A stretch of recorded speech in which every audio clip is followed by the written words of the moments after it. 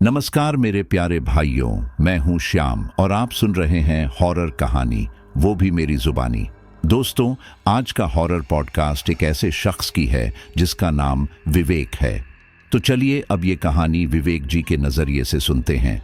लेकिन उससे पहले अगर आपको ये वीडियो पसंद आए तो वीडियो को लाइक ज़रूर करें और चैनल खौफनाक शैडो को सब्सक्राइब करके अपना सपोर्ट ज़रूर दिखाइएगा। तो अब ज़्यादा समय नहीं लेते, चलिए कहानी की शुरुआत करते हैं। नमस्कार दोस्तों, मेरा नाम विवेक है। मैं पटना में रहता हूं और पेशे से एक लॉन्ग रूट ट्रक ड्राइवर हूं। मेरी जिंदगी का ज्यादातर हिस्सा सड़कों पर बीतता है, उन सड़कों पर जो दिन में आम लगती हैं लेकिन रात होते ही किसी और ही दुनिया में बदल जाती है। इंसानों से ज्यादा मेरी दोस्ती इन सड़कों से है, क्योंकि इंसान सवाल पूछते हैं और सड़कें बस सुनती हैं। रात की ड्राइव मुझे सुकून देती थी, शायद इसलिए क्योंकि अंधेरे में मैं खुद से भाग पाता था। लेकिन सच ये है कि मैं कहीं नहीं भाग रहा था, बल्कि धीरे धीरे उस डर की तरफ बढ़ रहा था जो मेरी जिंदगी में पहले से मौजूद था। कुछ यादें ऐसी होती हैं जो पीछा नहीं छोड़ती, चाहे आप कितनी भी दूर क्यों ना निकल जाएं। मेरी मां की मौत आज भी एक रहस्य है। लोग कहते हैं हार्ट अटैक था, लेकिन मैंने उनकी आंखों में मरने से पहले जो डर देखा था वह किसी बीमारी का नहीं था। पिता उस घटना के कुछ महीनों बाद अचानक गायब हो गए। न कोई चिट्ठी, न कोई खबर, बस एक खाली कमरा और कुछ अधूरे सवाल। रात को जब ट्रक चलाता हूं तो मां की आवाज कानों में गूंजती है और पिता की परछाई शीशे में दिख जाती है। मैं सो नहीं पाता और जब नींद आती है तो सपने और भी डरावने होते हैं। शायद इसी वजह से मैं रात को ड्राइव करता हूं, क्योंकि जागते हुए डर को संभालना आसान लगता है सोते हुए डर से। उस रात जब मैंने पहली बार RJ-27 ब्लैक ट्रक में कदम रखा, कुछ सही नहीं लगा। ट्रक पुराना था लेकिन मजबूत। फिर भी जैसे ही मैंने केबिन का दरवाजा बंद किया, दिल की धड़कन तेज हो गई। ऐसा लगा जैसे कोई मुझे देख रहा हो, बिल्कुल पास से। सीट पर बैठते ही सिर भारी होने लगा और हवा में अजीब सी गंध थी, जैसे गीली मिट्टी और जंग मिली हुई हो। मैंने खुद को समझाया कि यह सब थकान है, लेकिन हाथ स्टीयरिंग पर रखते ही उंगलियां ठंडी पड़ गईं। उस ट्रक में कुछ था जो दिखता नहीं था, लेकिन मौजूद जरूर था। मैंने इंजन स्टार्ट किया और उसकी आवाज में मुझे किसी के कराहने जैसा कुछ सुनाई दिया। पटना बाईपास पर रात गहरी हो चुकी थी। सड़क लगभग खाली थी और स्ट्रीट लाइट्स पीली आंखों की तरह मुझे घूर रही थीं। तभी अचानक रियर मिरर में मुझे लगा कि कोई पीछे की सीट पर बैठा है, एक परछाई, बिल्कुल साफ। मेरा दिल रुक गया। मैंने धीरे से गर्दन मोड़ी, लेकिन पीछे कोई नहीं था। दोबारा शीशे में देखा तो सीट खाली थी। मैंने हंसने की कोशिश की, खुद को मजबूत दिखाने के लिए, लेकिन पसीना बहने लगा था। उसी पल रेडियो अपने आप चालू हो गया। एक पुराना बंगाली मंत्र बजने लगा, धीमी और भारी आवाज में। मैंने रेडियो बंद किया, लेकिन आवाज रुकने का नाम नहीं ले रही थी। मैंने ट्रक साइड में रोका, लेकिन अंधेरा और घना हो गया। रेडियो की आवाज अब केबिन के अंदर नहीं, बल्कि मेरे सिर के अंदर गूंज रही थी। तभी सड़क के किनारे एक आदमी खड़ा दिखा, लंबा, दुबला, चेहरा आधे अंधेरे में छुपा हुआ। उसने इशारे से रुकने को कहा। न जाने क्यों मैंने ब्रेक दबा दिया। वह बिना कुछ बोले केबिन के पास आया और एक लिफाफा मुझे पकड़ा दिया। उसकी उंगलियां बर्फ जैसी ठंडी थीं। उसने बस इतना कहा कि यह एक खास कॉन्ट्रैक्ट है और इसमें सवाल पूछने की इजाजत नहीं है। इतना कहकर वह अंधेरे में गायब हो गया। लिफाफे में जो कागज थे उन्हें पढ़कर मेरी सांस अटक गई। रूट साफ लिखा था, पटना से चेन्नई और वहां से श्रीलंका। पैसे इतने ज्यादा थे कि किसी भी ड्राइवर के लिए मना करना मुश्किल हो, लेकिन कागजों में कुछ अजीब था। कंपनी का नाम अधूरा था और साइन लाल स्याही से किया गया था, जो सूखकर लगभग काली लग रही थी। नीचे एक ही लाइन लिखी थी, जो दिखे उस पर भरोसा मत करना। मेरे हाथ कांपने लगे। मैंने चारों तरफ देखा, लेकिन सड़क खाली थी। हवा भी जैसे थम गई थी। मैंने ट्रक दोबारा स्टार्ट किया, लेकिन अब सब कुछ बदल चुका था। सड़क वहीं थी, लेकिन मुझे लग रहा था जैसे मैं किसी और ही रास्ते पर चल पड़ा हूं। दिल के अंदर एक आवाज बार बार कह रही थी कि यह सफर सिर्फ पैसे के लिए नहीं है, यह सफर किसी कीमत पर पूरा होगा और वह कीमत शायद मेरी जिंदगी हो। उस रात पहली बार मुझे साफ महसूस हुआ कि मैं किसी बहुत बड़े और बहुत पुराने खेल का हिस्सा बन चुका हूं। मैंने स्टीयरिंग कसकर पकड़ा और खुद से कहा, यह सफर मेरी जिंदगी का सबसे बड़ा फैसला है और शायद आखिरी भी। मैं उस कॉन्ट्रैक्ट को बार बार पढ़ रहा था, जैसे कागज के शब्द नहीं बल्कि कोई जिंदा चीज मेरी आंखों के सामने सांस ले रही हो। कंपनी का नाम अधूरा था, जैसे किसी ने जानबूझकर उसे छुपाया हो। साइन लाल स्याही से किया गया था, लेकिन अजीब बात यह थी कि कुछ ही मिनटों में वह रंग बदलकर गहरे काले जैसा लगने लगा। मेरी उंगलियां उस कागज को छूते ही ठंडी पड़ गईं। ऐसा लगा जैसे वह कागज नहीं, किसी मरे हुए इंसान की चमड़ी हो। मैंने खुद को समझाया कि ज्यादा सोच रहा हूं, लेकिन दिल मानने को तैयार नहीं था। उस कॉन्ट्रैक्ट में कोई तारीख नहीं थी, कोई नियम नहीं, बस एक रास्ता और एक आदेश।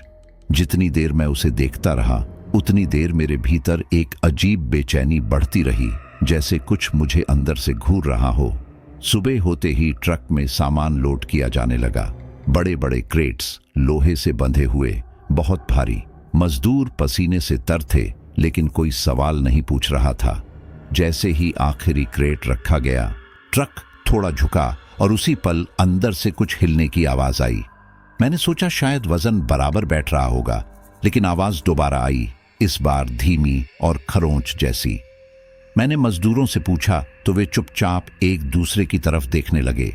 किसी ने कहा, सामान थोड़ा अजीब है, और बात वहीं खत्म कर दी।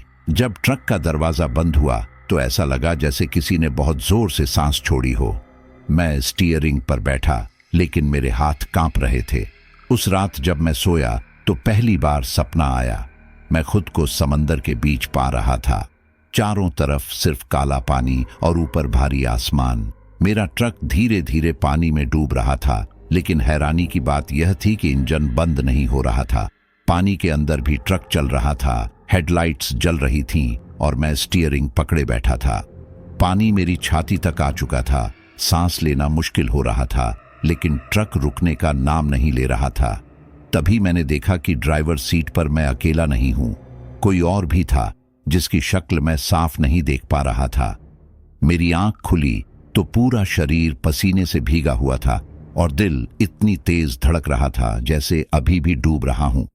सफर शुरू हुआ और कुछ घंटे बाद मैं एक ढाबे पर रुका। बारिश हो रही थी, हल्की लेकिन ठंडी। तभी मैंने उसे देखा। वह अकेली खड़ी थी, भीगी हुई, जैसे बहुत देर से किसी का इंतजार कर रही हो। उसकी आंखों में डर था, लेकिन साथ ही एक अजीब सी पहचान भी। उसने मेरी तरफ देखा और ऐसे मुस्कुराई जैसे मुझे पहले से जानती हो। मैंने उससे पूछा कि वह ठीक है या नहीं, तो उसने बस मेरा नाम लिया। मैं चौंक गया। मैंने उसे पहले कभी नहीं देखा था। उसने कहा कि उसका नाम अनन्या है और फिर अचानक गंभीर होकर बोली कि अगर जान प्यारी है तो इस ट्रक को मत ले जाओ। उसकी आवाज में डर नहीं, यकीन था। मैं हंस दिया, जैसे उसकी बात मजाक हो। मैंने कहा कि लोग डराने के लिए ऐसी बातें करते रहते हैं, लेकिन सच ये था कि उसके शब्द मेरे सीने में कहीं गहरे उतर गए थे। जब मैं मुड़ा तो वह पीछे नहीं थी। ढाबे के आसपास देखा, लेकिन बारिश और अंधेरे के अलावा कुछ नहीं था। ट्रक में बैठते ही मुझे फिर वही बेचैनी महसूस हुई। ऐसा लगा जैसे अनन्या की बातों ने किसी सोई हुई चीज को जगा दिया हो। मैंने खुद को समझाया कि यह सब थकान और नींद की कमी है। मैंने इंजन स्टार्ट किया और आगे बढ़ गया, लेकिन मन बार बार पीछे मुड़कर उसे ढूंढ रहा था। रात गहरी हो चुकी थी, सड़क सुनसान थी और ट्रक के अंदर अजीब सी खामोशी थी। तभी मुझे लगा कि कोई रो रहा है, बहुत धीमी आवाज, जैसे कोई बच्चे को दबाकर सुलाने की कोशिश कर रहा हो। मैंने ध्यान लगाया तो आवाज ट्रक के पीछे से आ रही थी। मैंने ट्रक रोका, उतर कर देखा, लेकिन बाहर कुछ नहीं था। वापस केबिन में बैठा तो आवाज फिर शुरू हो गई, इस बार और साफ। मेरा गला सूख गया। मैंने आंखें बंद करके खुद से कहा कि यह सब मेरे दिमाग का खेल है, शायद थकान है। मैं डर नहीं रहा। मैंने खुद से झूठ बोला, लेकिन सच यह था कि उस रात के बाद मैं कभी पहले जैसा नहीं रहा। बिहार की सीमा पार करते ही रास्ता बदलने लगा। सड़कें पतली होती गईं, दोनों तरफ घना जंगल और ऊपर से उतरता अंधेरा। मोबाइल का नेटवर्क अचानक गायब हो गया, जैसे किसी ने जानबूझकर मुझे दुनिया से काट दिया हो। ट्रक की हेडलाइट्स के आगे जितना उजाला था, उसके बाहर सब कुछ निगलता हुआ अंधेरा था। पेड़ों की परछाइयां हिलती हुई लगती थीं, मानो वे चल रही हों। हवा में एक अजीब सी नमी थी जो त्वचा से होकर सीधे हड्डियों तक पहुंच जाती थी। मुझे बार बार लग रहा था कि यह रास्ता नया नहीं है, जैसे मैं यहाँ पहले भी आ चुका हूँ, किसी और समय में। स्टीयरिंग पकड़े हुए हाथ सुन्न होने लगे थे, लेकिन पैर अपने आप एक्सेलरेटर पर टिके हुए थे, जैसे ट्रक मुझसे नहीं, मैं ट्रक से बंधा हुआ था। हर रात एक ही एहसास मेरे साथ चलता रहा, जैसे कोई मेरे पीछे पीछे आ रहा हो। रियर मिरर में बार बार देखने पर भी कुछ साफ नहीं दिखता, लेकिन दिल कहता था कि मैं अकेला नहीं हूं। कभी कभी लगता जैसे सड़क पर मेरे टायरों के अलावा किसी और के कदमों की आवाज भी है। मैं स्पीड बढ़ा देता, फिर भी वह एहसास पीछे ही रहता। जंगल और गहरा होता गया और सन्नाटा इतना भारी कि इंजन की आवाज भी डराने लगी। उस खामोशी में मेरी सांसों की आवाज मुझे खुद से अजनबी लगने लगी। मुझे पहली बार लगा कि यह डर बाहर नहीं, मेरे अंदर जन्म ले रहा है, और यह धीरे धीरे मजबूत हो रहा है। एक रात मैं एक छोटे से ढाबे पर रुका। ढाबा लगभग खाली था। अंदर पीली रोशनी और पुरानी लकड़ी की मेजें थीं। मैंने ट्रक पार्क किया और अंदर चला गया। तभी मैंने देखा कि एक आदमी अंदर बैठा खाना खा रहा है। उसकी पीठ मेरी तरफ थी, लेकिन उसकी चाल, उसका बैठने का ढंग, सब कुछ जाना पहचाना सा लगा। अचानक मेरे रोंगटे खड़े हो गए, क्योंकि वह आदमी मैं खुद था। वही जैकेट, वही चेहरा। मैं बाहर खड़ा था और खुद को अंदर देख रहा था। मेरी सांस अटक गई। आंख झपकी तो अंदर कोई नहीं था। ढाबे वाला मुझे ऐसे देख रहा था जैसे कुछ हुआ ही ना हो। मैं बिना कुछ खाए बाहर निकल आया, लेकिन मेरे कदम कांप रहे थे। उसके बाद अनन्या फिर दिखाई देने लगी। कभी हाईवे के किनारे खड़ी, कभी दूर से हाथ हिलाती हुई, कभी ट्रक के शीशे में उसका चेहरा उभर आता और पलक झपकते ही गायब हो जाता। हर बार उसकी आंखों में वही डर और वही अधूरी बात होती, जैसे वह कुछ कहना चाहती हो, लेकिन कोई उसे रोक रहा हो। मैंने कई बार ट्रक रोका, उसका नाम लिया, लेकिन जवाब में सिर्फ हवा की आवाज मिली। उसकी मौजूदगी अब सवाल नहीं थी, बल्कि एक चेतावनी बन चुकी थी। मुझे लगने लगा कि वह सिर्फ मुझे दिखाई देती है, और यह बात डर से ज्यादा परेशान करने वाली थी। एक बार तेज ब्रेक लगाना पड़ा। ट्रक जैसे किसी चीज से टकराने ही वाला था, लेकिन सामने कुछ नहीं था। ब्रेक लगते ही हवा में तेज बदबू फैल गई, बिल्कुल खून जैसी। नाक में जलन होने लगी। मैंने नीचे उतरकर देखा तो टायरों पर हाथों के निशान थे, जैसे किसी ने चलते ट्रक को रोकने की कोशिश की हो। वे निशान गीले थे और धीरे धीरे गायब हो रहे थे। मेरा सिर चकराने लगा। मैंने पहली बार माना कि यह सब सिर्फ मेरा वहम नहीं हो सकता। ट्रक के पास खड़ा होकर मुझे ऐसा लगा जैसे वह सांस ले रहा हो और मैं उसकी धड़कन सुन सकता हूं। उसी रात मैंने एक डायरी खरीदी। हाथ कांपते हुए मैंने पहला वाक्य लिखा, अगर मैं मर जाऊं तो ये पन्ने गवाही देंगे। लिखते वक्त मुझे लगा जैसे कोई मेरे कंधे के ऊपर से पड़ रहा हो। हर शब्द के साथ डर थोड़ा हल्का होता, लेकिन सच्चाई और भारी। मैंने अपने सपनों के बारे में लिखा, अनन्या के बारे में लिखा, और उस एहसास के बारे में भी जो मुझे हर पल घेरे रहता था। डायरी अब मेरा अकेला साथी बन चुकी थी, क्योंकि इंसानों पर भरोसा करना अब मुझे सुरक्षित नहीं लगता था। धीरे धीरे मुझे लगने लगा कि यह सफर आगे की ओर नहीं जा रहा। नक्शा वही था, रास्ता वही था, लेकिन मन कहता था कि मैं किसी गोल चक्कर में फंस गया हूं। जैसे हर सड़क मुझे उसी जगह वापस ले जाना चाहती हो जहां से यह सब शुरू हुआ था। ट्रक मुझे कहीं पहुंचा नहीं रहा था, बल्कि मुझे मेरी ही परछाइयों के बीच घुमा रहा था। उस एहसास ने मुझे अंदर तक हिला दिया। पहली बार मुझे लगा कि शायद मैं ट्रक नहीं चला रहा हूं, बल्कि ट्रक मुझे चला रहा है, और यह सड़कें मेरा पीछा नहीं कर रही, बल्कि मुझे पहचान चुकी हैं। ओडिशा में घुसते ही मुझे महसूस होने लगा कि अब रास्ते सिर्फ बाहर नहीं, मेरे भीतर भी बदल रहे हैं। दिन में जो दिखता था, रात में वैसा नहीं रहता। कई बार ऐसा लगता कि मैं जाग रहा हूं, लेकिन आसपास की हर चीज सपने जैसी धुंधली है। सड़कें कभी अचानक बहुत चौड़ी हो जाती, कभी इतनी पतली कि ट्रक समा जाए या नहीं समझ नहीं आता। पेड़ों के बीच से आती हवा फुसफुसाती हुई लगती, जैसे कोई नाम लेकर बुला रहा हो।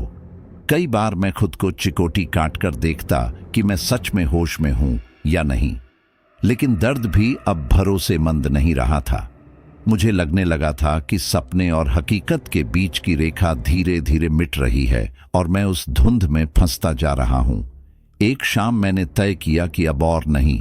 मैंने ट्रक को सुनसान जगह पर रोका और पीछे का हिस्सा खोलने की कोशिश की। ताला खोलते ही एक अजीब सी गंध बाहर आई, जैसे गीली मिट्टी और बहुत पुरानी लकड़ी की मिलीजुली सांस। अंदर कोई आम सामान नहीं था। दीवारों पर अजीब तांत्रिक चिन्ह बने हुए थे, कुछ खून जैसे रंग से, कुछ राख से। लकड़ी इतनी पुरानी थी कि छूते ही चूर्ण झड़ने लगा। फर्श पर मिट्टी की पतली परत थी, जैसे किसी ने जानबूझकर यहां जमीन बिछाई हो। उस जगह खड़े होकर मुझे ऐसा लगा जैसे मैं ट्रक के अंदर नहीं, किसी कब्र के भीतर हूं। मेरे हाथ अपने आप कांपने लगे और मैंने जल्दी से दरवाजा बंद कर दिया। जैसे ही मैंने दरवाजा बंद किया, मेरे कानों में मां की आवाज गूंज उठी, बिल्कुल साफ, बिल्कुल पास। विवेक, लौट आओ। मेरा दिल जोर से धड़का। यह आवाज बाहर से नहीं आ रही थी, यह मेरे अंदर से उठ रही थी। मैंने चारों तरफ देखा, अंधेरे के अलावा कुछ नहीं था। मां की आवाज में डर नहीं था, बस एक थकान और विनती थी। मेरी आंखें भर आईं। मैंने बहुत सालों बाद उन्हें इस तरह सुना था। उस पल मुझे पहली बार लगा कि शायद वह मुझसे दूर नहीं गई, शायद वह यहीं कहीं फंसी हुई हैं, ठीक वैसे ही जैसे मैं इस सफर में फंस चुका हूं। उसी रात अनन्या फिर आई। इस बार वह पहले से ज्यादा साफ दिख रही थी, लेकिन उसकी आंखों में दर्द और गहरा था। उसने ट्रक की तरफ देखा और धीमी आवाज में कहा कि यह ट्रक लाशें नहीं ढोता, यह आत्माएं ढोता है। उसके शब्द मेरे भीतर उतरते चले गए। उसने बताया कि यह बोझ दिखता नहीं, लेकिन महसूस किया जा सकता है, और जो इसे ढोता है वह धीरे धीरे खुद भी इसका हिस्सा बन जाता है। मैं कुछ बोल नहीं पाया। मुझे लगा जैसे किसी ने मेरे डर को शब्द दे दिए हों। जब मैंने उसकी तरफ देखा तो वह फिर गायब हो चुकी थी, लेकिन उसकी बात ट्रक के अंदर गूंजती रही। आंध्र की सड़कों पर एक हादसा हुआ जिसे मैं आज भी ठीक से समझ नहीं पाता। अचानक सामने कुछ आया और मैंने पूरी ताकत से ब्रेक मारा। ट्रक बुरी तरह हिला, पलटते पलटते बचा। कुछ सेकंड के लिए मुझे लगा सब खत्म हो गया। जब मैंने आंखें खोली तो ट्रक सीधा खड़ा था। सड़क पर न कोई निशान, न ब्रेक के चिन्ह, न किसी टक्कर का सबूत, जैसे कुछ हुआ ही नहीं।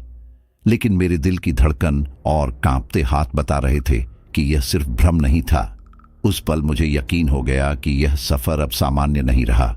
सबसे डरावनी बात तब हुई जब एक रात मैं थककर ड्राइवर सीट पर ही सो गया। अचानक मेरी नींद खुली और मैंने देखा कि ट्रक चल रहा है। इंजन ऑन था, गियर लगा हुआ, लेकिन मेरे हाथ स्टीयरिंग पर नहीं थे। ट्रक अपने आप आगे बढ़ रहा था। सड़क मोड़ ले रही थी और ट्रक बिना किसी हिचक के मुड़ रहा था। मैंने स्टीयरिंग पकड़ने की कोशिश की, लेकिन वह जैसे मेरी पकड़ से फिसल रहा हो। उस समय मुझे साफ महसूस हुआ कि मैं इस ट्रक का मालिक नहीं हूं, मैं सिर्फ उसका सवार हूं, और यह एहसास मेरे शरीर में ठंड की तरह फैल गया।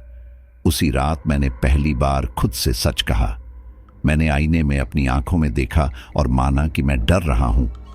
यह डर साधारण नहीं था, यह जिंदा था, सांस लेता हुआ, मेरे साथ चलता हुआ। यह डर मुझे कमजोर नहीं कर रहा था, बल्कि मुझे जगा रहा था। मुझे अब समझ आने लगा था कि जो बोझ मैं ढो रहा हूं वह सिर्फ वजन नहीं, एक कहानी है, एक श्राप है जो पीढ़ियों से चलता आ रहा है। उस रात के बाद मैं पहले जैसा इंसान नहीं रहा। अब मैं सिर्फ ट्रक नहीं चला रहा था, मैं उस अनदेखे बोझ के साथ जी रहा था। चेन्नई से कुछ ही पहले की बात है, जब अचानक हाईवे पर पुलिस ने मुझे रोक लिया।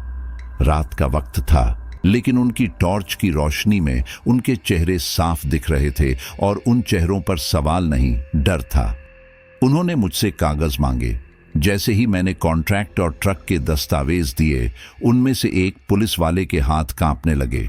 दूसरा पीछे हट गया, जैसे किसी जहरीली चीज को छू लिया हो। वे आपस में धीमी आवाज में कुछ बोले, फिर बिना कोई सवाल किए कागज मुझे लौटा दिए। जाने से पहले एक पुलिस वाले ने मेरी तरफ ऐसे देखा जैसे मुझे आखिरी बार देख रहा हो। उस नजर में चेतावनी थी, लेकिन शब्द नहीं। ट्रक आगे बढ़ा, पर मेरे दिल में पहली बार यह साफ हुआ कि जो कागज मेरे पास है वे सिर्फ परमिट नहीं, किसी गहरे डर की पहचान है। थोड़ा आगे बढ़ने पर एक छोटा सा चाय का ढाबा दिखा। मैं रुका क्योंकि सिर भारी हो चुका था। वहीं एक बूढ़ा आदमी बैठा था जिसकी आंखें मेरी तरफ टिक गईं। मैंने चाय का घूंट भी नहीं लिया था कि उसने मेरा नाम ले लिया। मैं चौंक गया। इससे पहले कि मैं कुछ पूछ पाता, उसने मेरे पिता का नाम लिया। उसकी आवाज में न हैरानी थी न सवाल, बस एक अजीब सी पुष्टि। उसने कहा कि उसने यह ट्रक पहले भी देखा है, बहुत साल पहले, और इसे मेरा पिता चलाते थे। मेरे हाथ से चाय का गिलास छूटते छूटते बचा। पिता के बारे में कोई जिक्र होते ही मेरे भीतर कुछ टूटने लगता था, और यहाँ एक अजनबी उनके बारे में ऐसे बोल रहा था जैसे कल की बात हो।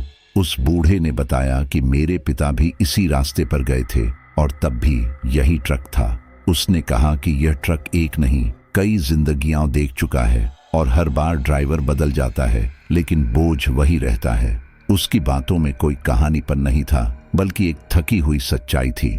मैंने उससे और पूछना चाहा, लेकिन वह चुप हो गया। बस इतना बोला कि कुछ रास्ते चुने नहीं जाते, वे खुद चुनते हैं।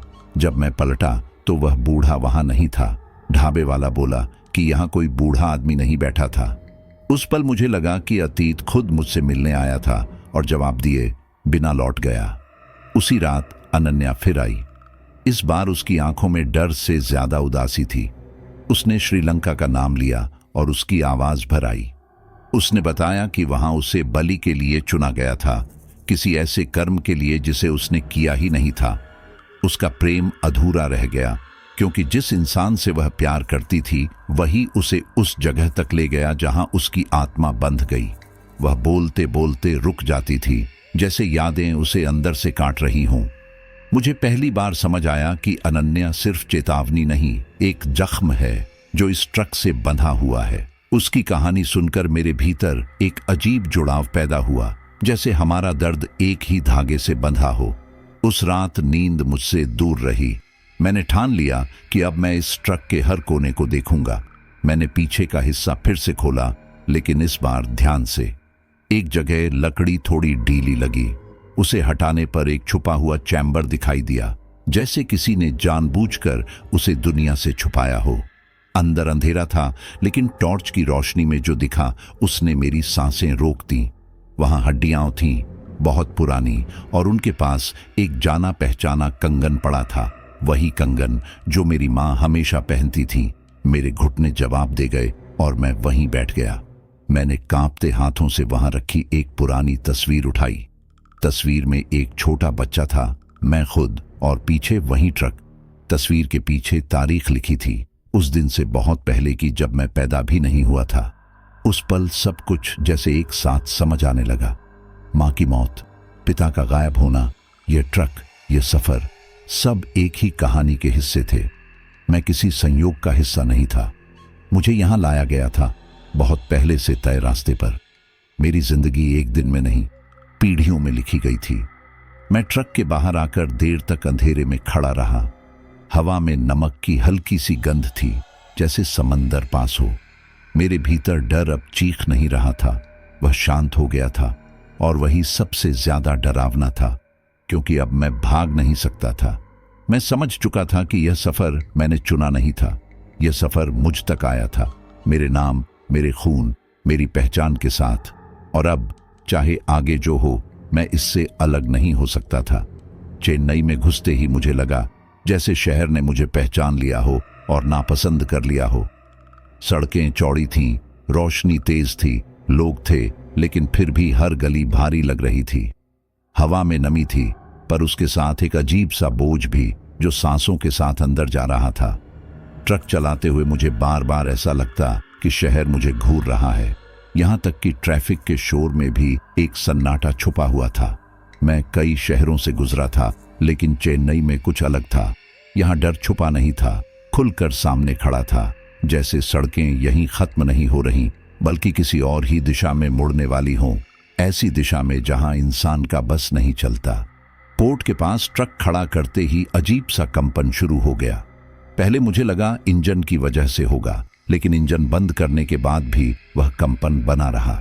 पूरा ट्रक जैसे अंदर से हिल रहा हो, जैसे कोई दीवारों को ठेल रहा हो बाहर निकलने के लिए। मेरी हथेलियां पसीने से भीग गईं। मैंने ट्रक से उतरकर चारों तरफ देखा, लेकिन सब कुछ सामान्य था। लोग अपने काम में लगे थे, क्रेन चल रही थी, समंदर दूर से सांस लेता हुआ दिख रहा था।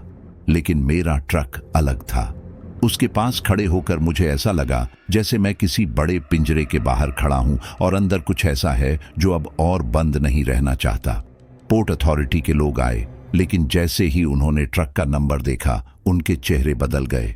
एक ने हाथ बढ़ाया, फिर तुरंत पीछे खींच लिया। किसी ने ट्रक को छूने से साफ मना कर दिया। उनके डर की कोई वजह नहीं बताई गई, लेकिन उनकी आंखें बहुत कुछ कह रही थीं। कागजों पर साइन करते वक्त भी वे जल्दी में थे, जैसे यहां ज्यादा देर रुकना खतरनाक हो। मुझे बताया गया कि यह ट्रक सड़क से आगे नहीं जाएगा, इसे फेरी में लोड किया जाएगा और समंदर के रास्ते श्रीलंका भेजा जाएगा। उस पल मुझे लगा जैसे जमीन मेरे पैरों के नीचे से खिसक गई हो। सड़क जिस पर मुझे भरोसा था, अब पीछे छूट रही थी। शाम ढलते ही अनन्या अचानक मेरे बहुत पास आ गई। मैंने उसे आते हुए नहीं देखा, बस उसकी मौजूदगी महसूस की। उसने मेरा हाथ पकड़ा। उसका स्पर्श इतना ठंडा था कि मेरी रूह कांप गई। ये ठंड किसी बारिश या हवा की नहीं थी, ये उस ठंड जैसी थी जो जिंदा चीजों में नहीं होती। मैंने उसकी तरफ देखा। उसकी आंखें पहले से ज्यादा गहरी लग रही थीं। उसने बहुत धीमी आवाज में कहा कि अब चाहकर भी मैं लौट नहीं पाऊंगा। उसके शब्द मेरे कानों में नहीं, सीधे दिल में गूंजे। जब मैंने कुछ कहना चाहा, वह पीछे हट गई और अगले ही पल वहां कोई नहीं था, बस ठंडी हवा और बढ़ती हुई बेचैनी। रात को मैं एक छोटे से होटल में रुका। कमरे में सब कुछ ठीक था, फिर भी मन बेचैन था। नींद आने से पहले मैं बाथरूम के शीशे के सामने खड़ा हुआ। जैसे ही मैंने अपना चेहरा देखा, मुझे लगा कि शीशे में मैं अकेला नहीं हूं। मेरे पीछे मेरे पिता खड़े थे, वही चेहरा, वही थकी हुई आंखें। उन्होंने कुछ नहीं कहा, बस मुझे देखते रहे। फिर उनके होंठ हिले और आवाज आई, गलती दोहराने मत देना। मेरा गला सूख गया। मैंने पलक झपकी और शीशे में फिर सिर्फ मैं था, लेकिन उनके शब्द कमरे में तैरते रहे, जैसे चेतावनी नहीं, आखिरी सलाह हो। मैं बिस्तर पर बैठ गया और पहली बार खुद को टूटते हुए महसूस किया। आंखों से आंसू अपने आप बहने लगे। यह रोना डर का नहीं था, यह उस सच्चाई का था जिसे अब मैं नजरअंदाज नहीं कर सकता था। मैं समझ गया था कि यह सफर सिर्फ माल पहुंचाने का नहीं है, यह एक विरासत है, एक बोझ है जो मेरे खून के साथ चला आ रहा है। पिता ने जिसे झेला, अब वही मेरे सामने खड़ा था। उस पल मुझे यह भी एहसास हुआ कि अगर मैंने गलत फैसला लिया तो यह कहानी यहीं खत्म नहीं होगी, बल्कि किसी और की जिंदगी में आगे बढ़ेगी। खिड़की से समंदर की आवाज आ रही थी, लहरों की टकराहट मुझे दिल की धड़कन जैसी लग रही थी। सड़क यहां खत्म हो चुकी थी, लेकिन असली रास्ता अब शुरू होने वाला था। एक ऐसा रास्ता जहां न नक्शा काम आएगा, न अनुभव। मैंने आंखें बंद की और गहरी सांस ली। डर अब मेरे साथ जी रहा था, लेकिन उसके साथ एक अजीब सी स्पष्टता भी थी। मैं भाग नहीं रहा था, मैं सच की तरफ बढ़ रहा था, और यही बात सबसे ज्यादा डरावनी थी। फेरी पर ट्रक को लोड होते देखना किसी अंतिम संस्कार जैसा लग रहा था। भारी लोहे की जंजीरें ट्रक के चारों तरफ कस दी गईं, ताले लगाए गए और कुछ लोगों ने बिना कुछ कहे ट्रक के दरवाजों पर अजीब तांत्रिक निशान बना दिए। किसी ने मुझे कुछ समझाया नहीं, लेकिन उनके हाव भाव साफ बता रहे थे कि वे किसी मशीन को नहीं, किसी खतरनाक चीज को बांध रहे हैं। जैसे ही ट्रक फेरी के पेट में गया, मुझे सीने में दबाव सा महसूस हुआ। समंदर सामने था, खुला और शांत, लेकिन ट्रक बंद, जकड़ा हुआ और गुस्से में। उस पल पहली बार मुझे लगा कि यह सिर्फ मेरा सफर नहीं है, यह किसी और की कैद भी है और मैं उसका हिस्सा बन चुका हूं। फेरी ने जैसे ही किनारा छोड़ा, सब कुछ अचानक कट गया। मोबाइल में नेटवर्क नहीं था, रेडियो पूरी तरह बंद, न कोई आवाज, न कोई संकेत, सिर्फ समंदर की गहरी सांसें और फेरी की धीमी चरमराहट।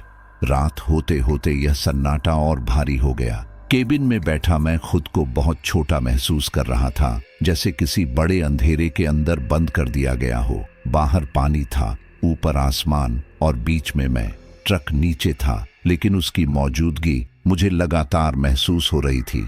ऐसा लग रहा था जैसे जंजीरों के बावजूद वह हिल रहा हो, जैसे समंदर के बीच भी वह बेचैन हो।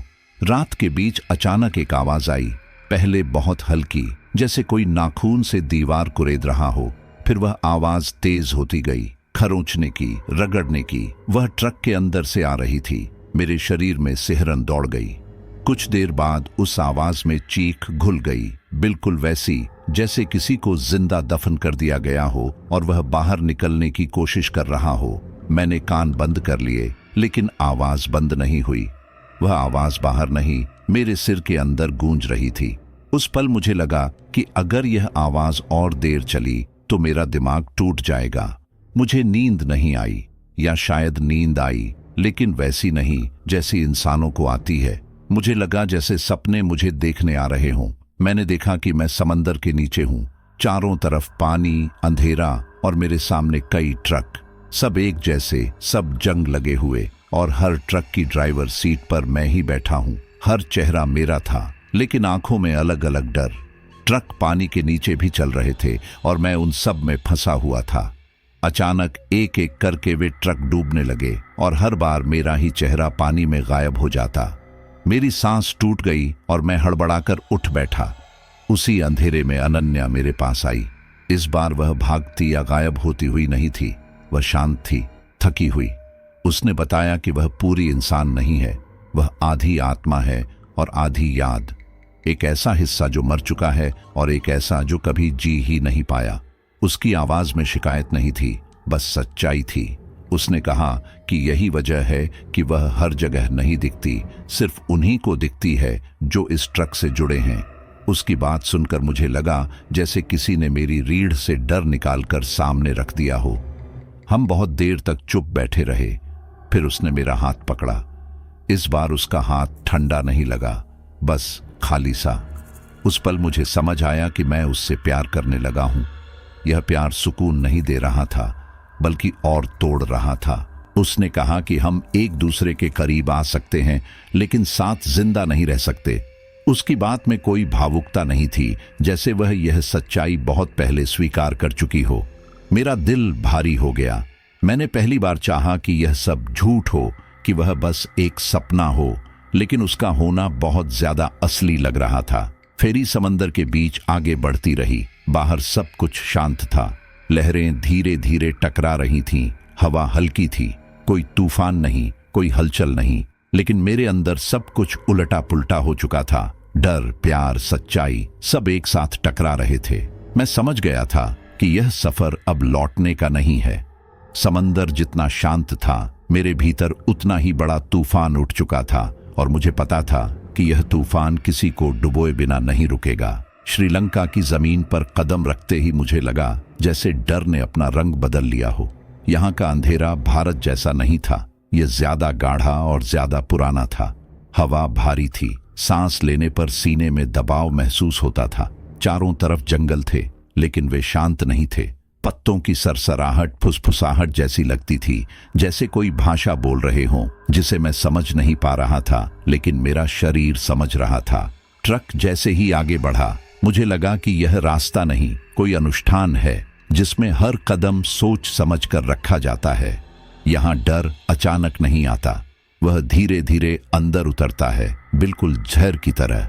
सड़क पर चलते हुए मैंने देखा कि लोकल ड्राइवर मुझे देखते ही अपना रास्ता बदल लेते हैं। कोई हॉर्न नहीं, कोई गाली नहीं, बस अचानक मोड़ और तेज रफ्तार। कुछ लोग ट्रक की तरफ देखकर हाथ जोड़ लेते थे, जैसे किसी देवता या राक्षस को देख लिया हो। उनकी आंखों में सवाल नहीं थे, पहचान थी। मैं अजनबी नहीं लग रहा था, मैं कुछ जाना पहचाना डर लग रहा था। उस एहसास ने मेरी रीढ़ में सिहरन दौड़ा दी। मुझे पहली बार महसूस हुआ कि यहाँ मेरा आना कोई इत्तेफाका नहीं है, और यह लोग उस इत्तेफाक को बहुत पहले से जानते हैं। थोड़ी दूर जाने पर मुझे बताया गया कि यह इलाका पुराने युद्धों और तांत्रिक प्रयोगों के लिए बदनाम रहा है। यहाँ जमीन ने बहुत खून देखा है और बहुत आत्माएं अब भी लौट नहीं पाई। लोग कहते थे कि जंगल के अंदर रात को मंत्रों की आवाज आती है और जो सुन ले वह फिर वही नहीं रहता। ट्रक इन रास्तों पर चलते हुए भारी हो गया, जैसे जमीन खुद उसे पकड़ रही हो। मुझे बार बार माँ की आवाज याद आई, लेकिन यहां उसकी जगह कोई और पुकार थी, ज्यादा कठोर, ज्यादा आदेश देने वाली। एक मोड़ पर एक बूढ़ी औरत खड़ी थी। उसका चेहरा झुर्रियों से भरा था, लेकिन आंखें बहुत तेज थीं। जैसे ही उसने मुझे देखा, वह बिना डरे बोली, वाहक लौट आया है। उसके शब्द हवा में नहीं गिरे, सीधे मेरे भीतर गूंजे। मैंने उससे पूछा कि वह क्या कह रही है, लेकिन उसने कोई जवाब नहीं दिया, बस ट्रक की तरफ देखा और सिर झुका लिया। उस पल मुझे समझ आ गया कि यहां लोग सवाल नहीं करते, यहां लोग जानते हैं, और जो जानते हैं वे ज्यादा देर जिंदा नहीं रहते। धीरे धीरे सच्चाई खुलने लगी। मुझे बताया गया कि हर 12 साल में एक ट्रक इस रास्ते से गुजरता है। उसके साथ एक ड्राइवर होता है और सफर के अंत में एक बलि दी जाती है। ये कोई अचानक हुआ नियम नहीं था, ये बहुत पुरानी व्यवस्था थी। ट्रक सिर्फ एक साधन था, असली चीज वह इंसान था जो उसे चलाता था। मेरे कानों में पिता की आवाज गूंजने लगी और पहली बार मैंने उनके डर को महसूस किया। मैं समझ गया कि उन्होंने क्यों कभी वापस आने की कोशिश नहीं की। अनन्या ने उस रात सब कुछ बता दिया। उसकी आवाज कांप रही थी। उसने कहा कि उसे जिंदा बलि दी गई थी, एक ऐसे अनुष्ठान में जिसे रोकना किसी के बस में नहीं था। उसका शरीर मर गया, लेकिन आत्मा बंध गई। वह न पूरी तरह इस दुनिया में थी, न उस दुनिया में। उसकी कहानी बोलते बोलते टूट गई। पहली बार मैंने उसे रोते देखा। वह बोली कि वह मुक्त होना चाहती है, इस दर्द से, इस इंतजार से। उसके आंसू जमीन पर नहीं गिरे, जैसे हवा में ही घुल गए हों। उसकी बात सुनते हुए मुझे एक अजीब सी शांति महसूस हुई, और वही सबसे डरावनी थी, क्योंकि उस शांति में जवाब छुपा था। मुझे एहसास हुआ कि इस कहानी का अंत कहीं बाहर नहीं है, यह अंत मेरे अंदर है। मैं सिर्फ एक ड्राइवर नहीं हूं, मैं वही आखिरी कड़ी हूं जो इस चक्र को या तो खत्म करेगी या आगे बढ़ाएगी। जंगल अब शांत लग रहा था, लेकिन वह शांति किसी तूफान से पहले की थी। मैं जान गया था कि आगे जो होगा वह सिर्फ मेरा नहीं होगा, लेकिन उसका बोझ सबसे पहले मुझे ही उठाना होगा। जंगल के बीच वह पुराना मंदिर अचानक सामने आ गया, जैसे वह मुझे बुला रहा हो। पत्थरों से बना ढांचा समय से थका हुआ था, लेकिन उसमें एक अजीब मजबूती थी। हवा वहां पहुंचते ही ठंडी हो गई और पत्तों की आवाज रुक गई। जैसे ही मैंने मंदिर के अंदर कदम रखा, मेरे पैरों तले जमीन धड़कती हुई लगी। दीवारों पर जमी कालिख और धुएं के निशान किसी पुराने अनुष्ठान की कहानी कह रहे थे। अंदर घुसते ही मुझे लगा कि मैं किसी जगह में नहीं, किसी स्मृति के भीतर आ गया हूँ। मेरी सांसें तेज हो गईं और दिल जोर जोर से धड़कने लगा, जैसे वह पहले से जानता हो कि यहाँ मुझे क्या देखने वाला हूँ। मंदिर की दीवारों पर टंगी तस्वीरों ने मुझे वहीं रोक दिया। पहली तस्वीर मेरे पिता की थी, वही चेहरा, वही आंखें, लेकिन उनमें वह डर था जो मैंने कभी उनके जिंदा रहते नहीं देखा। उनके आसपास और भी चेहरे थे, बहुत सारे, सब मेरे जैसे दिखते थे, कुछ ज्यादा बूढ़े, कुछ थोड़े अलग, लेकिन आंखों में वही खालीपन। मुझे लगा जैसे मैं खुद को अलग अलग जिंदगियों में देख रहा हूं। मेरे हाथ कांपने लगे। यह सिर्फ संयोग नहीं हो सकता था, यह एक सिलसिला था, एक कड़ी जिसमें मैं भी फंस चुका था। उस पल मेरे भीतर कुछ टूट गया और मैं दीवार के सहारे बैठ गया। मंदिर के बीचों बीच रखे पुराने तांत्रिक ग्रंथ खुले पड़े थे।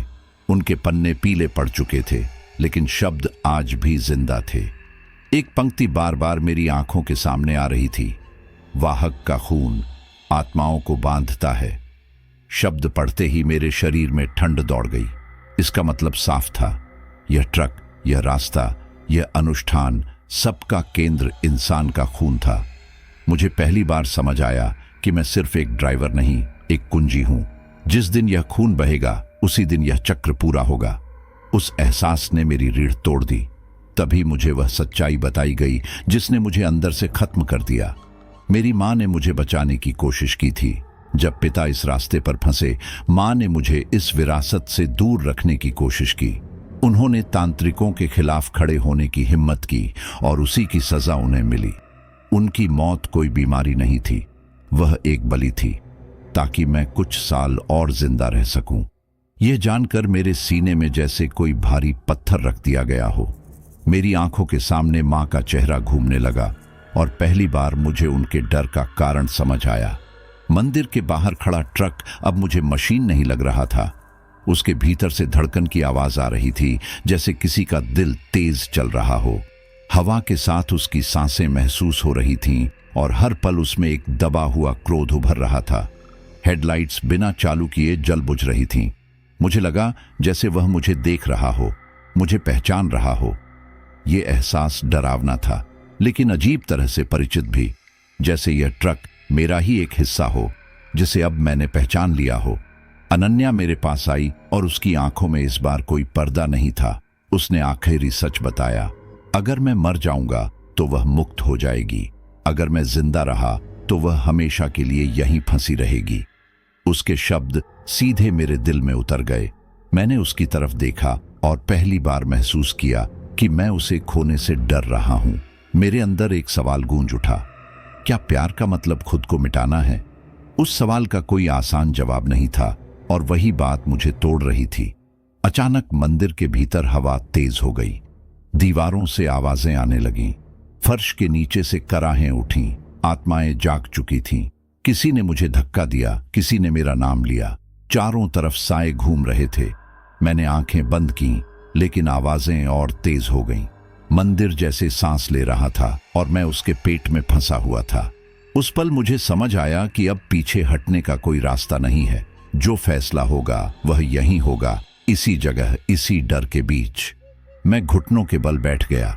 मेरा दिमाग बिखर चुका था, लेकिन दिल अजीब तरह से शांत था। शायद इसलिए क्योंकि अब सच सामने था। मैं जान चुका था कि यह कहानी कहां से शुरू हुई थी और कहां खत्म होनी है। आत्माओं की आवाजें मेरे चारों तरफ घूम रही थीं, लेकिन अब वे मुझे डरा नहीं रही थीं। वे इंतजार कर रही थीं, और मैं भी। उस पल मुझे एहसास हुआ कि यह सिर्फ बलि का सवाल नहीं है, यह चुनाव का सवाल है, और यह चुनाव मुझे ही करना है।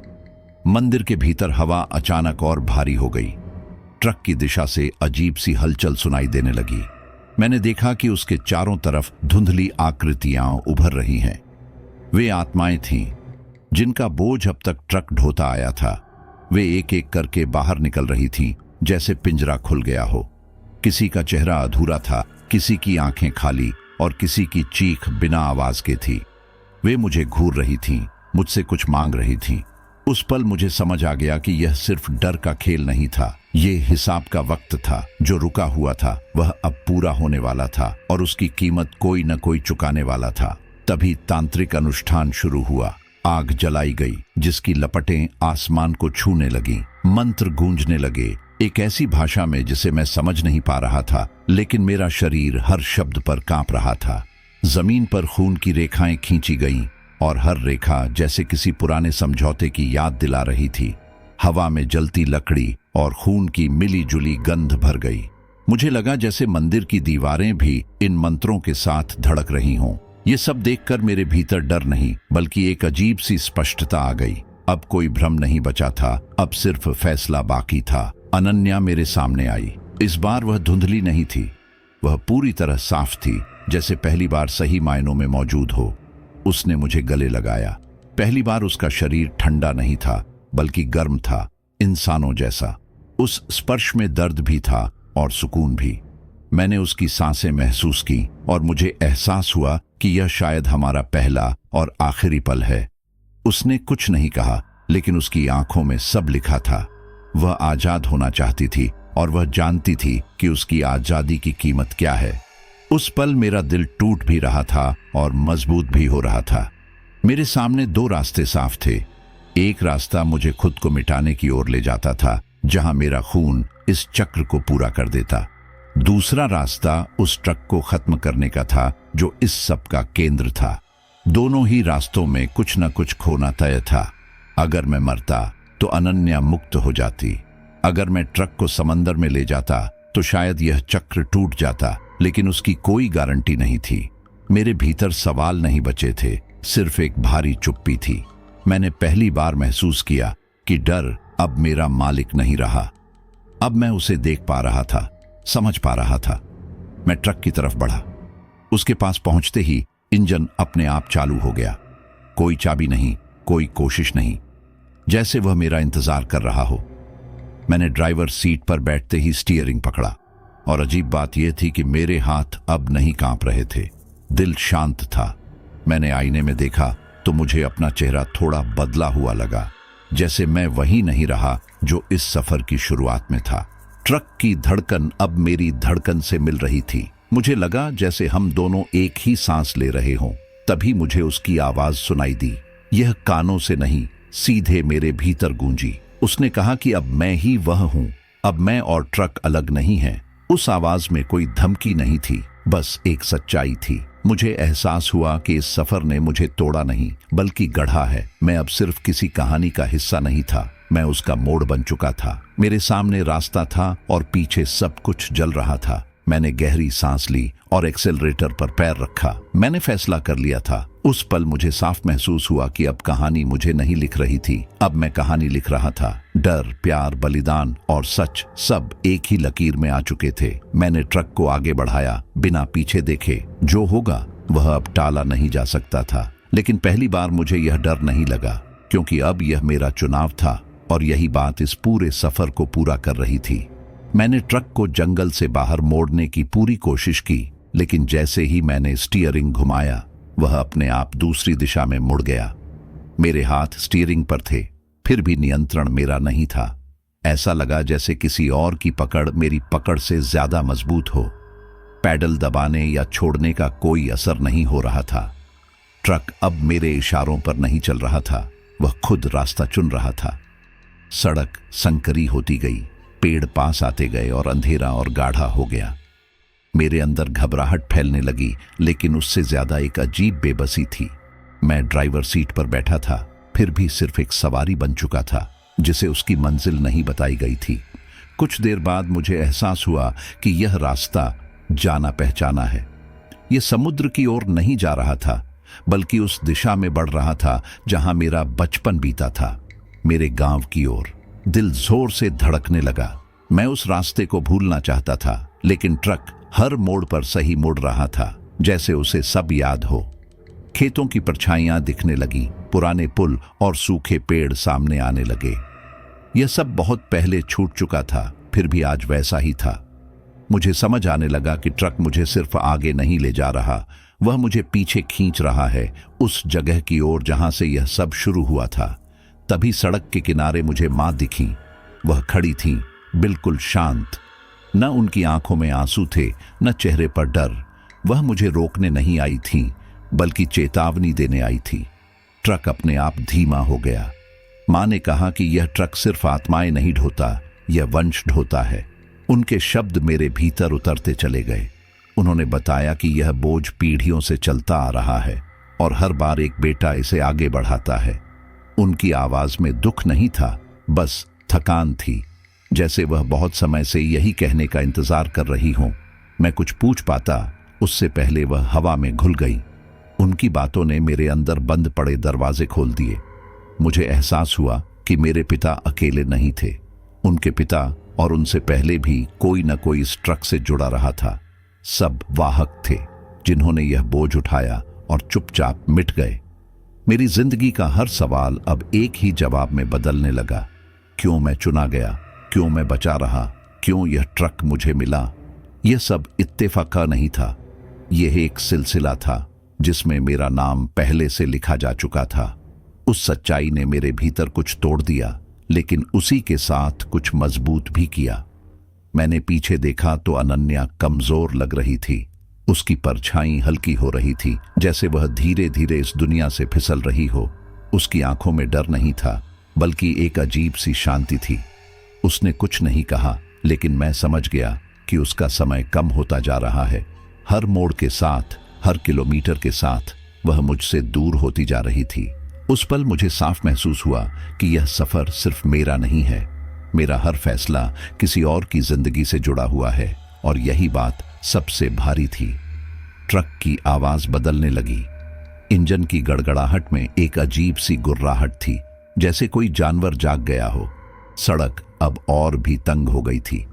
पेड़ इतने पास थे कि शाखाएं शीशे से टकरा रही थीं। मेरे भीतर गुस्सा भरने लगा। यह गुस्सा डर का नहीं था, बल्कि उस बंधन का था जिसमें मुझे बांध दिया गया था। मैंने पहली बार पूरी ताकत से ट्रक से चिल्लाकर कहा कि अब वह मुझे नहीं चलाएगा। मेरी आवाज जंगल में गूंज गई। उस पल मुझे नहीं पता था कि इसका असर होगा या नहीं, लेकिन यह कहना जरूरी था। मेरे शब्द कहते ही ट्रक एक पल के लिए रुका, बस एक पल। उस खामोशी में मुझे अपनी सांसें सुनाई दी। दिल जोर से धड़क रहा था, लेकिन डर की जगह अब जिद थी। मैंने महसूस किया कि यह लड़ाई बाहर की नहीं, अंदर की है। ट्रक फिर आगे बढ़ा, लेकिन इस बार मुझे लगा कि कुछ बदला है। शायद पूरा नियंत्रण नहीं, लेकिन एक शुरुआत। मैं जानता था कि यह सफर अब और भी कठिन होने वाला है, लेकिन पहली बार मुझे यह भी पता था कि अगर इसे खत्म करना है तो मुझे खुद खड़ा होना होगा, उस चीज के सामने जो मुझे पीढ़ियों से चला रही थी। रात अचानक बहुत गहरी हो गई। ट्रक बिना किसी झटके के रुक गया, जैसे किसी ने समय को रोक दिया हो। चारों तरफ अंधेरा था, लेकिन वह खाली नहीं था। हवा में फुसफुसाहट थी, कदमों की आहट थी, और उन आवाजों में कोई जिंदा नहीं था। जैसे ही मैं ट्रक से उतरा, जमीन ठंडी नहीं, सुन्न लगी। मैंने चारों ओर देखा तो समझ आया कि मैं अकेला नहीं हूं। सैकड़ों परछाइयां थीं, धुंधली लेकिन मौजूद। वे पास नहीं आ रही थीं, बस घेरा बनाए खड़ी थीं। उस पल मुझे एहसास हुआ कि यह कोई जगह नहीं, कोई हालात नहीं, बल्कि एक फैसले की घड़ी है जहां से लौटने का रास्ता नहीं होता। मैंने पलक झपकी और सब कुछ बदल गया। मैं खुद को एक अजीब सी जगह पर खड़ा पाया, जो अदालत जैसी थी, लेकिन वहां दीवारें नहीं थीं, छत नहीं थी। जज की जगह मरी हुई आत्माएं थीं, जिनकी आंखों में सवाल नहीं, हिसाब था। उनके बीच मेरे पिता खड़े थे, गवाह की तरह। उनका चेहरा शांत था, लेकिन आंखों में वही पुराना दर्द था। और बीच में मैं था, अकेला, न बचाव में कुछ कहने को, न भागने को कोई जगह। मुझे बिना बोले ही बताया गया कि अपराधी मैं हूं। मेरा अपराध यह था कि मैं इस बोझ से भागना चाहता था, जबकि यह बोझ मुझे सौंपा गया था। आरोप हवा में गूंजने लगे। कहा गया कि मैं अपनी जिंदगी बचाना चाहता हूं, लेकिन इसके बदले किसी और की कीमत चुकानी पड़ेगी। हर आवाज मेरे भीतर उतर रही थी। मैं कुछ कहना चाहता था, लेकिन गला जैसे बंद हो गया था।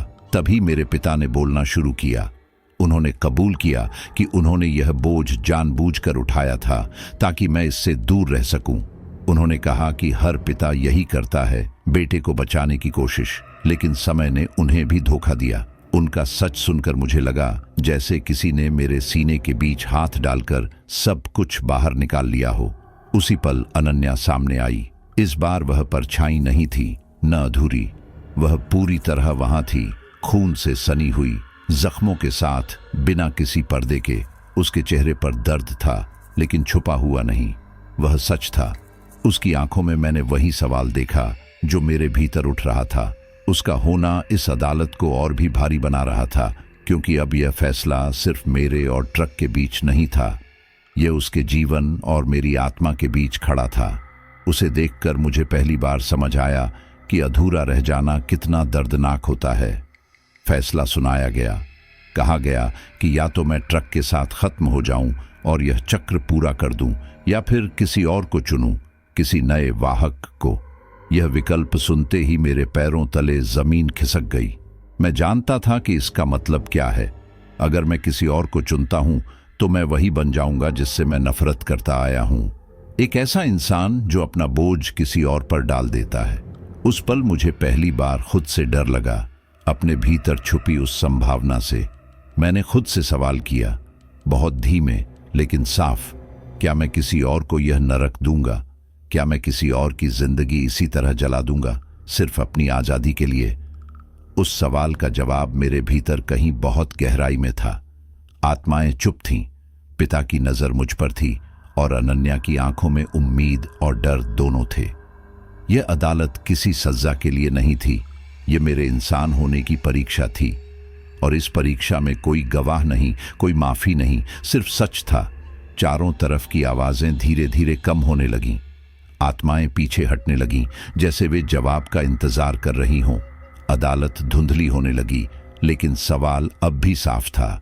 मैं जान गया था कि चाहे जो भी फैसला करूं, उसके साथ मुझे ही जीना होगा। यह एहसास भारी था लेकिन साफ भी। उस पल मैंने समझ लिया कि डर से बड़ा बोझ जिम्मेदारी होती है, और अगर इस कहानी का कोई अंत है तो वह यहीं से शुरू होता है, मेरे भीतर से। उस रात मैं अनन्या के साथ बैठा रहा, जैसे समय हमारे लिए रुक गया हो।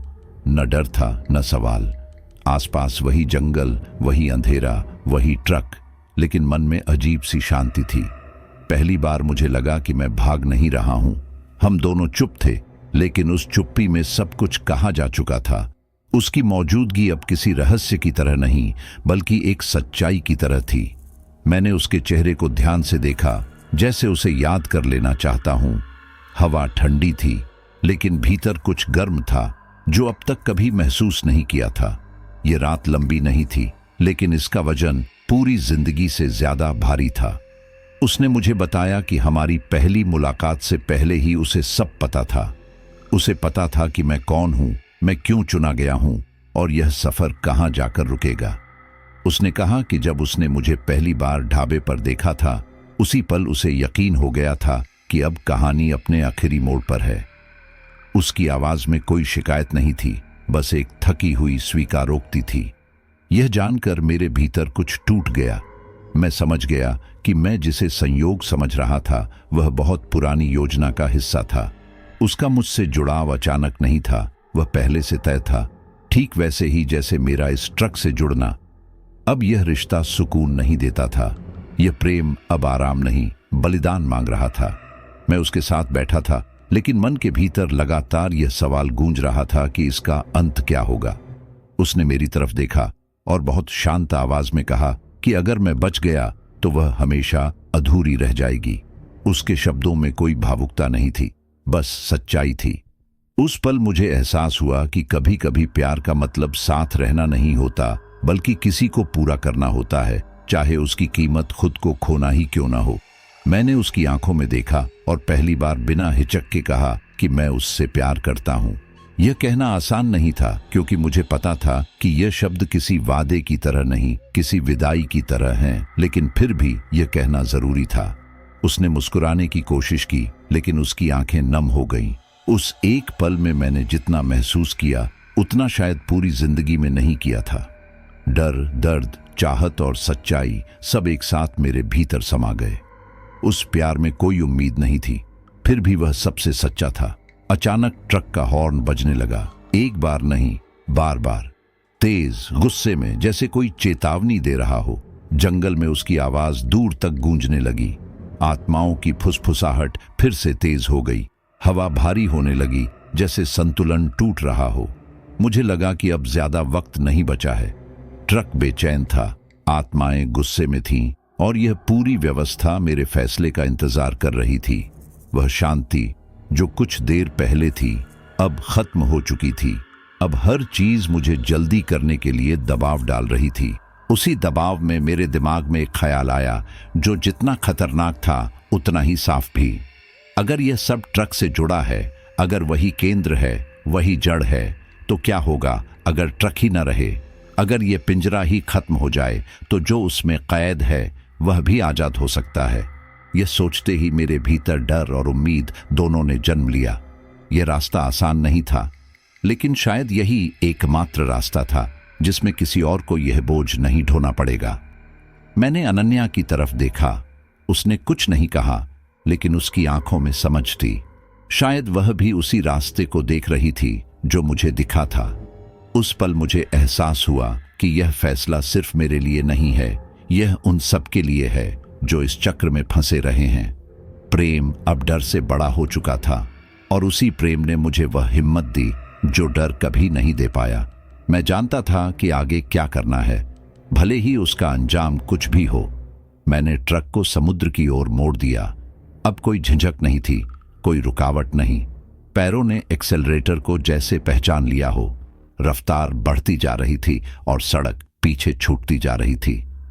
हवा चेहरे से टकरा रही थी, लेकिन उसमें डर नहीं था, सिर्फ आखिरीपन था। यह सफर अब बचने के लिए नहीं था, खत्म करने के लिए था। मुझे पता था कि पीछे क्या है और आगे क्या होने वाला है, फिर भी मैं रुका नहीं। ट्रक जैसे मेरी सोच से तेज चल रहा था, जैसे वह भी जानता हो कि अब लौटना नहीं है। समंदर की गंध हवा में घुलने लगी थी और मेरे दिल की धड़कन उसी ताल में तेज होती जा रही थी। पीछे से तांत्रिकों की आवाजें आने लगी, मंत्र जो अब फुसफुसाहट नहीं थे बल्कि चीख बन चुके थे। आग की लपटें हवा में उठीं, रास्ते के दोनों तरफ जलती हुई मशालें दिखीं। उनके चेहरे गुस्से और डर से भरे हुए थे। वे चिल्ला रहे थे, मुझे रोकने की कोशिश कर रहे थे, जैसे उनका सब कुछ मुझसे छीना जा रहा हो। ट्रक पर कुछ जलता हुआ गिरा, लेकिन उसने रफ्तार कम नहीं की। मुझे लगा जैसे मैं किसी युद्ध के बीच से निकल रहा हूं, जहां जीत या हार नहीं, सिर्फ अंत तय है। उस शोर के बीच मेरा मन अजीब तरह से शांत था। ट्रक अब पूरी तरह बदल चुका था। सामने के शीशे में मुझे आंखें दिखने लगीं, बड़ी, लाल और जागी हुई। इंजन की आवाज अब मशीन जैसी नहीं रही थी, उसमें दिल की धड़कन थी, तेज और बेकाबू। पूरा ट्रक जैसे सांस ले रहा था, गुस्से में, दर्द में। हर झटके पर वह कराहता था, जैसे उसे समझ आ गया हो कि उसका समय खत्म हो रहा है। मैंने स्टीयरिंग कसकर पकड़ा, लेकिन अब डर नहीं था। यह डर का पल नहीं था, यह टकराव का पल था, जहां एक ही चीज जिंदा रह सकती थी। अनन्या अचानक मेरे पास आ गई। इस बार वह धुंधली नहीं थी, अधूरी नहीं थी। वह पूरी तरह इंसान लग रही थी, गर्म, जीवित और बेहद करीब। उसने मुझे आखिरी बार गले लगाया। उस गले में कोई डर नहीं था, कोई शिकायत नहीं थी, बस शुक्रिया था। मैंने उसकी सांसों की गर्माहट महसूस की और जाना कि यही उसका सच है, यही उसका आखिरी रूप है। उस पल मुझे कोई अफसोस नहीं था। अगर यह अंत है तो यही सही। उसने मेरी तरफ देखा और कुछ कहे बिना मुस्कुरा दी। अगले ही पल वह मेरे हाथों से फिसलती हुई पीछे रह गई। सामने समंदर था, काला, गहरा और खुला हुआ। ट्रक सीधे उसी की ओर बढ़ रहा था। अब बस कुछ ही सेकंड बचे थे। तभी कुछ अजीब हुआ। ट्रक के पीछे से आत्माएं बाहर निकलने लगी, एक एक करके, चीखती हुई, रोती हुई, आजाद होती हुई। हवा में उनके दर्द की गूंज थी। ट्रक ने एक ऐसी आवाज निकाली जो मैंने पहले कभी नहीं सुनी थी। वह चीख थी, गुस्से और हार की मिली जुली। मुझे लगा जैसे किसी जिंदा चीज को मौत का एहसास हो गया हो। मैंने आंखें बंद कर लीं। अब देखने को कुछ बचा नहीं था। मैंने पूरी ताकत से एक्सेलरेटर दबा दिया। उस एक पल में सब कुछ एक साथ हो गया। आग पीछे रह गई, पानी सामने आ गया और अंधेरा चारों तरफ फैल गया। कोई आवाज साफ नहीं थी, कोई रूप साफ नहीं था, बस एक एहसास था, जैसे सब कुछ एक साथ टूट और मुक्त हो रहा हो। आग, पानी और अंधेरा, सब एक साथ। जब मुझे होश आया तो मैं समुद्र किनारे पड़ा था। आंखें खोलते ही नम रेत उंगलियों से चिपकी महसूस हुई और नमकीन हवा ने फेफड़ों को भर दिया। सिर भारी था, जैसे किसी ने भीतर बहुत शोर किया हो और अचानक सब शांत कर दिया हो। दूर तक फैला पानी शांत था, लहरें धीमी थीं, मानो कुछ हुआ ही न हो। मैंने उठकर चारों ओर देखा, लेकिन ट्रक कहीं नहीं था। न टायरों के निशान, न जली हुई गंध, न लोहे की कोई आवाज। मुझे याद था कि क्या हुआ था, फिर भी यह जगह उस याद से मेल नहीं खा रही थी।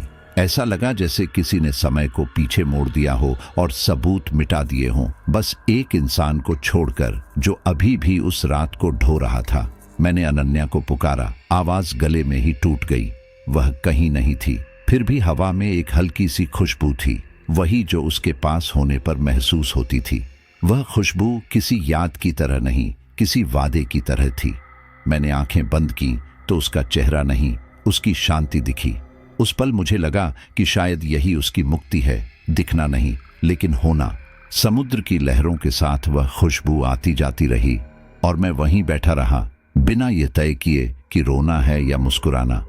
कुछ अंत ऐसे होते हैं जो शोर नहीं करते, बस भीतर एक जगह खाली छोड़ जाते हैं। कुछ देर बाद लोग आए। उन्होंने मुझे पानी दिया, पूछा कि क्या हुआ। मैंने जो बताया उस पर वे एक दूसरे को देखने लगे। किसी ने कहा कि यहाँ कोई ट्रक नहीं गिरा, कोई आग नहीं लगी। रात शांत थी, मौसम साफ था। किसी को कुछ सुनाई नहीं दिया। उनकी बातों में सच्चाई भी थी और इनकार भी। मैंने बहस नहीं की। मैं जानता था कि जो हुआ वह शायद दिखने के लिए नहीं था। कुछ चीजें बस महसूस की जाती हैं और महसूस करने वाला ही उनका बोझ उठाता है। उन्होंने मुझे अस्पताल पहुंचाया, कुछ दिन निगरानी में रखा और फिर सब सामान्य मान लिया गया। मैं भारत लौट आया। रास्ते वहीं थे, शहर वहीं, लोग वहीं, लेकिन मेरे भीतर सब बदल चुका था। मैंने ड्राइविंग छोड़ दी। स्टीयरिंग देखते ही हथेलियां पसीने से भर जाती थीं। इंजन की आवाज सुनते ही दिल तेज धड़कने लगता था। मैंने एक छोटा सा काम पकड़ लिया जहां पहियों और रातों से दूरी बनी रहे। लोग पूछते थे, मैं टाल देता था। कुछ सवालों के जवाब देने से कहानी फिर जाग जाती है और मैं उसे सोने देना चाहता था, लेकिन वह पूरी तरह सोती नहीं थी। वह बस चुप हो जाती थी, सही पल का इंतजार करते हुए। रातें सबसे मुश्किल होती थीं। बिस्तर पर लेटते ही दिल की धड़कन बदल जाती, जैसे इंजन की ताल पकड़ ले। कानों में कभी कभी हॉर्न गूंजता, दूर से, बहुत दूर से, लेकिन इतना साफ कि नींद टूट जाए। मैं उठकर बैठ जाता, कमरे की लाइट जलाता, खिड़की खोलता। बाहर सब शांत होता, फिर भी भीतर कुछ चलता रहता। मैं जानता था कि डर अब बाहर नहीं है, वह भीतर बस चुका है, आदत की तरह, याद की तरह। और आदतें आसानी से नहीं जाती। कभी कभी मुझे लगता अगर ट्रक खत्म हो गया तो सब खत्म हो गया होगा। फिर कभी लगता अगर ट्रक ही कहानी था तो कहानी कहाँ गई। इन सवालों का कोई सीधा जवाब नहीं था, बस एक एहसास था कि कुछ चीजें टूटकर भी बची रहती हैं और कुछ बचकर भी टूट जाती हैं। अनन्या की खुशबू उन रातों में फिर आ जाती, जैसे किसी ने कंधे पर हाथ रख दिया हो।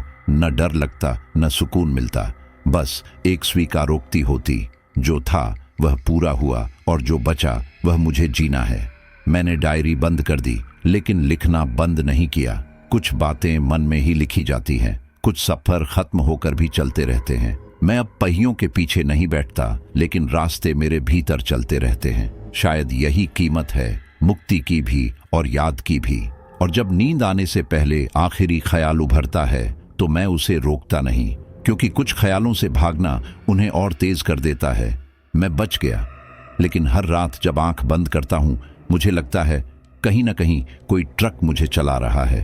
तो ये थी हमारी आज की कहानी, एक सफर जो सड़कों से शुरू हुआ और रूह के अंधेरों तक पहुंच गया। विवेक की ये आप बीती यहीं खत्म होती है, लेकिन उसका डर, उसकी यादें और उसकी परछाइयां शायद आज भी कहीं ना कहीं जिंदा हैं। कुछ कहानियां सुनकर खत्म नहीं होती, वे दिमाग में रह जाती हैं और रातों में चुपचाप वापस लौट आती हैं। अगर आपको आज की ये कहानी पसंद आई हो, अगर किसी पल दिल तेज धड़का हो या किसी लम्हे आपको लगा हो कि अंधेरा थोड़ा करीब आ गया है, तो इस वीडियो को लाइक जरूर कीजिएगा। और ऐसे ही सच्चे डर, रहस्यमयी किस्से और रूह तक उतर जाने वाली कहानियों के लिए हमारे चैनल खौफनाक शैडो को सब्सक्राइब करना मत भूलिएगा। आपका एक सब्सक्राइब हमें और भी खौफनाक कहानियां आप तक लाने की ताकत देता है। तो मिलते हैं अगली कहानी में, एक नए डर, एक नए रहस्य के साथ। तब तक याद रखिए, हर साया बुरा नहीं होता, लेकिन हर अंधेरे पर भरोसा भी मत कीजिए।